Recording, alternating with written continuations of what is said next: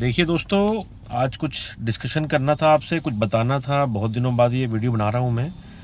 जिस तरीके से मोदी सरकार कॉन्स्टिट्यूशन 130वां कॉन्स्टिट्यूशन बिल लेके आई है, वो लोकतंत्र के खिलाफ है और विपक्षी पार्टियों को कमज़ोर करेगा। और आज तक पिछले 11 साल में जो मोदी जी सरकार रही है, वो विपक्षी पार्टियों को कमज़ोर किया है, चाहे वो ईडी हो, चाहे सीबीआई हो।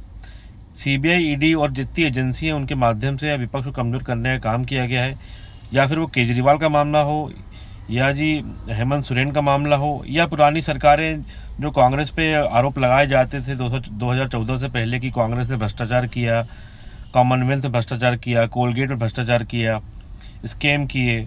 उस स्कैमों का क्या हुआ? उस स्कैम्स में आज सीबीआई और ईडी ने क्लोजर रिपोर्ट लगा दी है।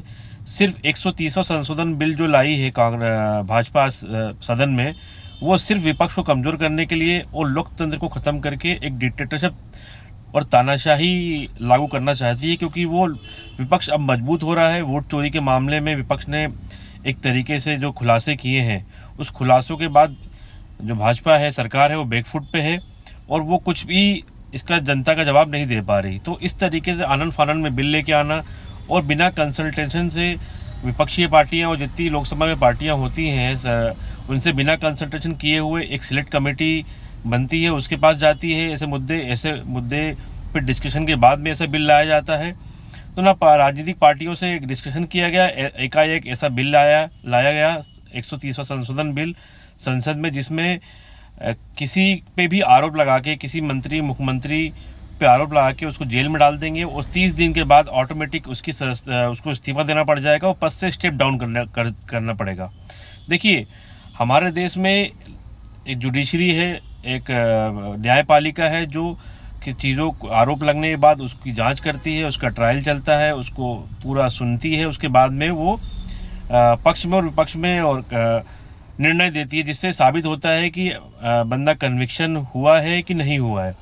देखिए, ये अब बिल लाने से जो न्यायपालिका की शक्तियों को कम करने की बात हो रही है, और आज सिर्फ ईडी और सीबीआई का यूज़ करके आरोप लगा देना और लोगों को जेल में डाल देना, और जेल में डालने के बाद 30 दिन बाद उनको स्टेप डाउन करा देना और सीएम पद और या मंत्री पद से इस्तीफा दे देना।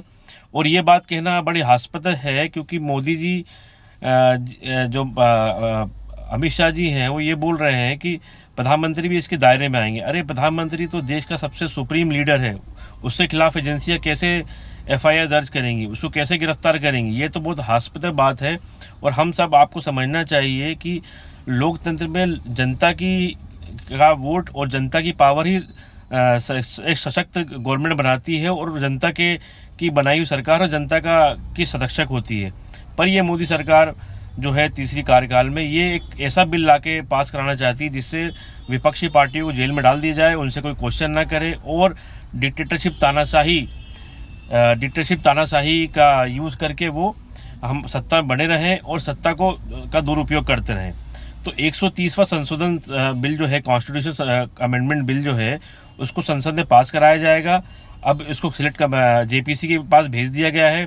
जेपीसी से पास होने के बाद वो रेक्टिफाई होगा और उस पर राष्ट्रपति साइन करेंगे, और मैक्सिमम स्टेट जो है उसको रेक्टिफाई करेंगे, रेक्टिफाई करके उसको पास करेंगे। पास करने के बाद वो एक लॉ बन जाएगा। पर मेरा ये कहना है कि जिस तरीके से मोदी सरकार आज तानाशाही कर रही है, बिना डिस्कशन के ऐसे बिल ला रही है जिससे कोई भी फ़ायदा नहीं हो रहा है, विपक्ष कमज़ोर होगा।